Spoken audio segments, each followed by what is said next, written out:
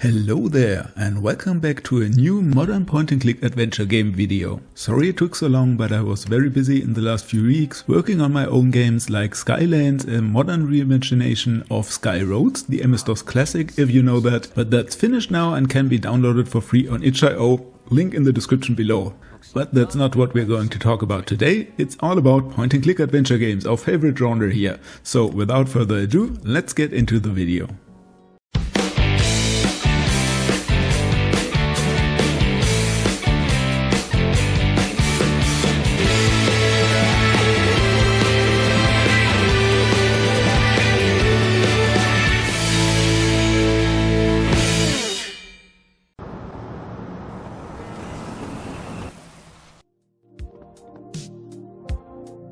The first game I wanted to talk about is Nightmare Frames, and this one took me a bit by surprise. I only stumbled over this game because it was on a sale and I liked the theme that it was all about 80s Hollywood horror movie production. I adore the cheesy horror movies from that era, so I thought why not give it a try. And now I'm here to tell you that you should too, because this is an awesome game even though you have no particular interest in 80s horror movies at all. You play as acclaimed horror screenplay author Alan Goldberg, who is sent on a quest to retrieve a piece of lost media, an almost mythical horror movie by a legendary filmmaker. And since this is a horror point-and-click adventure, things go south pretty quickly and you soon find yourself knee-deep in the titular nightmare.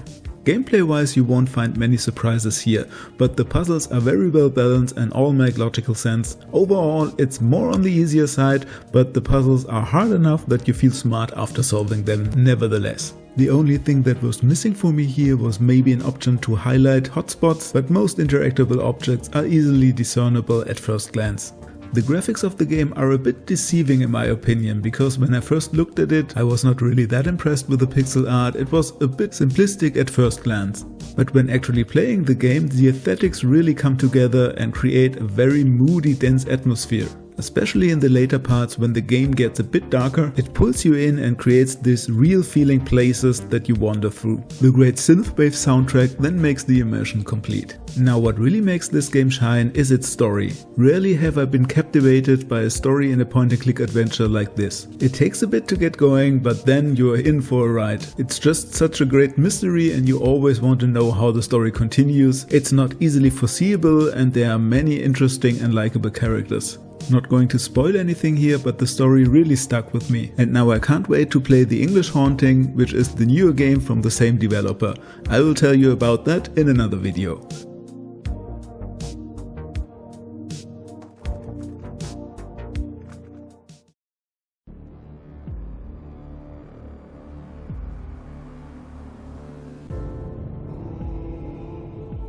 Next game we have on our list is Between Horizons, and this will be a bit more difficult to talk about for me. I really wanted to like this game because I was a big fan of the last game from the same developer, Lacuna. And the game is actually really similar in many regards to that, but just something got lost in between. Sorry, no pun intended. The first game that catches your eye with this game is obviously the new 3D and 2D mixed aesthetics compared to its predecessor. I think generally they work very well and add some interesting depth to the environment. Gameplay wise it's very similar to Lacuna in that you collect clues and talk to people and then you have to put things together in a report and submit that to see if you were right. You won't get a game over if you're wrong, but the story will play out differently and you can only get the best ending if you were correct along the way. As with the first game, there is an autosave system which I really don't care for. I understand what the developers were going for here, like okay, your choices should have meaningful consequences, but in my opinion you should let the player decide if he wants to save scum or if he wants to go with what he didn't. Strictly speaking, we are not talking about a point-and-click adventure so much here because you're walking around with the cursor keys and interact with different hotkeys. What was just a bit clunky in Lacuna now really becomes a headache, because there's much more walking and interacting with the second game as the first was a bit simpler. And unfortunately the menus get really cluttered with all the hints that you collect, making a somewhat simplistic game very convoluted. I mean, it's not that bad, it's not a deal breaker, I don't want to overemphasize those problems, the game is still very much playable.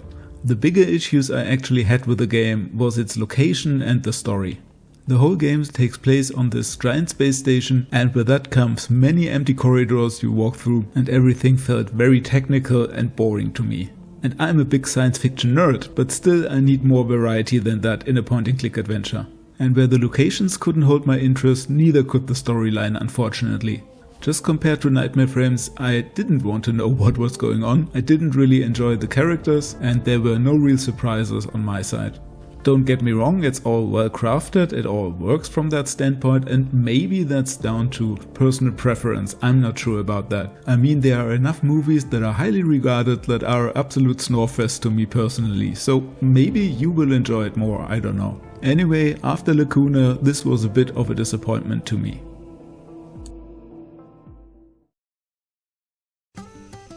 If you're enjoying this video, please consider subscribing to my channel, as you will find more retro video games here in the future. Or just check out some of the older videos on this channel if you can't wait.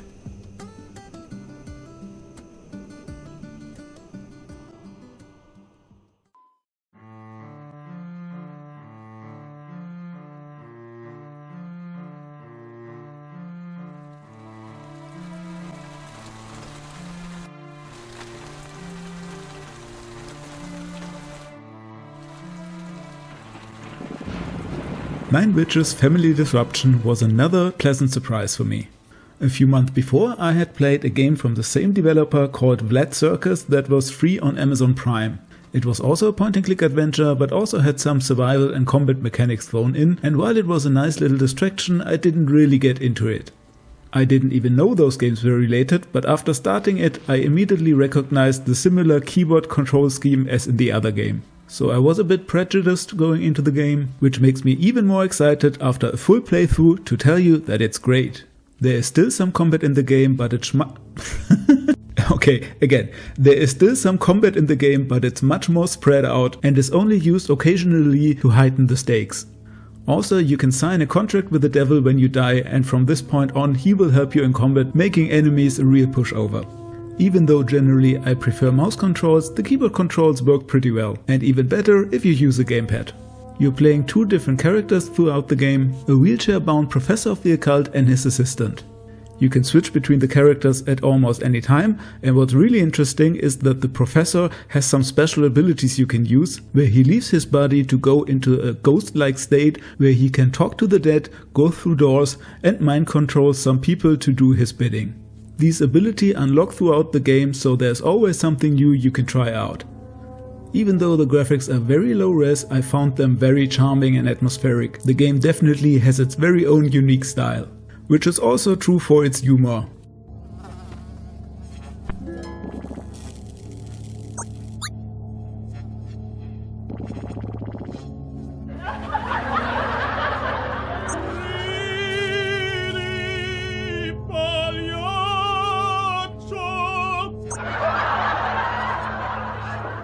It's very quirky and over the top, but it made me laugh out loud several times. The only thing I could have done without was the abundance of toilet humor though, but well, maybe that's just not my cup of tea. The story is simple but bizarre enough to hold your attention throughout the whole game, and while the locations are rather limited, they are all meticulously crafted and very varied in their presentation. The best thing of the game though for me was the pacing and how the different puzzles fed into each other. The whole game structure is just very cleverly constructed. It's rare to have this feeling of just one more turn, or in this case just one more puzzle going on in a point-and-click adventure game, but for me it was really hard to put down. I played through the whole game in 2 much longer than expected settings and had a great time with excellent puzzle design and a fulfilling ending. Also of note is that the puzzles are not overly difficult, which sometimes is the case when you have multiple characters, but it's mostly very obvious when you have to use which character, as their abilities have very clear use cases. Yeah, this was great. If you like funny adventure games, you should give it a try.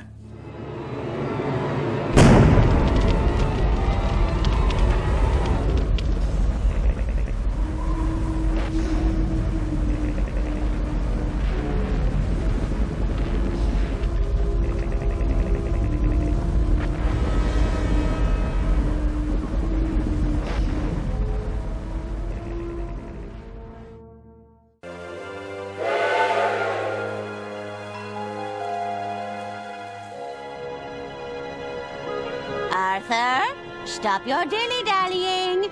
Coming, Lady Unterwald. Thank you all for coming. Last but not least, we get to the big event. Loco Motive made quite a splash in the adventure community when it was released. And you can immediately see why. The production value for this game is just on its own level. The beautifully handcrafted pixel art with all its animations, the S-tier voice acting, and the overall polish of this whole experience is beyond what most modern point-and-click adventures can deliver. It's a game that brings you right back to the heydays of the point-and-click adventure with big budgets and big ambitions. Oh, there's no need to be humble, Mr. Ackerman. 'Tis I, Herman Merman. Acclaimed novelist, detective extraordinaire. Oh, surely you've read the stories of my cases. However, I still have some nitpicks with the game that I will tell you at the end of the video.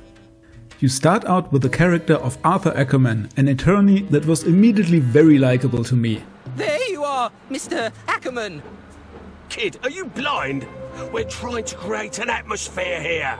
Just thought I'd check if our guest needs anything. He just has this goofy, nerdy charm that felt very refreshing for an adventure game character.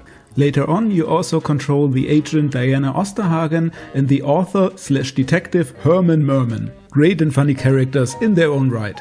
Most of the plot takes place in a moving train during an alternative history of the 1930s. You've got your typical murder mystery setup and have to find out what was going on. The story is cleverly constructed with several flashbacks and different perspectives of the story from the different characters, each adding some vital information to the overall picture. Visually, this game gets a 10 out of 10, no remarks. I've played it with a CRT filter to add some more authenticity, but it just looks great out of the box if you prefer that. The sheer abundance of small animations in the game is really astonishing. You don't get your all-purpose animations when interacting with objects, but custom animations for almost each and every one of them. There's just so much love and effort put into the appearance of the game, you can feel it everywhere. Voice acting, 10 out of 10. Humor, 10 out of 10. Gameplay? Not quite. There were 2 or 3 puzzles that involved a bit of moon logic. And while there is a great hint system in the game, it didn't provide any clues to these puzzles of all the things. So I had to turn to an old school walkthrough to progress in the game. Again, don't get me wrong, this is a long and very complex game, so having only 2 or 3 puzzles in there that are a bit problematic makes it very easy to forgive the game. What's not forgivable in my book is that the game only has 5 save slots. I mean, really? We have the year 2025, we have games that take up several hundred gigabytes on the disk. I don't think it's too much to ask for some more save slots in an adventure game. Fortunately, while inconvenient, you can copy around the save files to get more slots that way. Still, I hope they changed the UI so you can have more of them in the game itself. To add a final bit of criticism, and this is very subjective, I felt that the game could have used some more locations. Yes, you're not only confined to the train, there are some other locations in there, but what I really enjoy in adventure games is the adventure part and traveling some places, or just having more visual variety in the rooms you're in. Then again, other great games like Day of the Tentacle or Crimson Diamond also don't have much variety in that regard and are very well received and loved by the community. Who am I to judge after all? Jimmy! Lamont told me not to talk to you, Mr. Ackerman. Jimmy! Please, Mr. Ackerman. I'm already on thin ice around here. Let's talk about this! I'm not allowed to talk to you. Just drop it. I'm sure we can work something out. La la la la la. I can't hear you. Come on, we're all friends here. Mr. Ackerman! I really must insist you stop. What's that? You better not be talking to those prisoners, Jimmy! Oh, now you've done it. It's just great to see a point-and-click adventure of that caliber can still be made today. And with that promising outlook to the future, I will leave you here. I hope you enjoyed the video and I hope to see you back again soon. And with that, see ya! Might we ask to have a friendly chat? About your most recent gambling activities? Yeah, sure thing. A most unscrupulous individual is gambling with counterfeit chips. fake chips. We suspect this individual has also taken a creative approach to magnetism. An unsanctioned use of physical phenomena. Magnetism? The capacity to attract and repulse forces between objects. I wouldn't know anything about that. Then allow my associate to demonstrate.